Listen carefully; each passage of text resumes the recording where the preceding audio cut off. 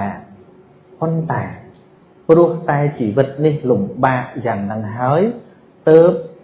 ព្រះពុទ្ធបរមគ្រូព្រះអង្គចែករូបមន្តឲ្យយើងរៀបសម្រួលជីវិតហ្នឹងកុំឲ្យវាទុកពេកចែកខ្ញុំចង់ជម្រាបសេចក្តីអញ្ចឹងណា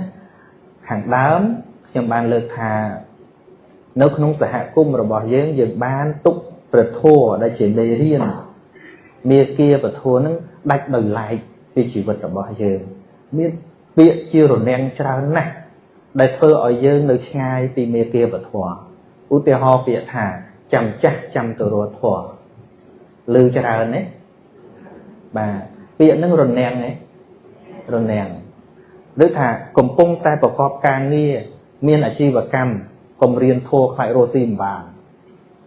ពាក្យហ្នឹងក៏តែងតែឮហ្នឹងប៉ុន្តែសេចក្តីទុកនេះវាអត់ស្គាល់យើងរវល់ឬអត់ទេសេចក្តីទុកអាសេចក្តីទុកផ្លូវចិត្តរបស់យើងនេះវាអត់មានលើកលែងថាឥឡូវគាត់កំពុងតែរវល់ចាំកូនកុំឲ្យគាត់កើតទុកអញ្ចឹងទេអត់ទេឥឡូវគាត់កំពុងមានការងារបម្រើប្រទេសជាតិកុំឲ្យគាត់កើតទុកលំបាកចិត្តអីបានទេអត់ទេលំបាកគ្រប់គ្នាឥឡូវ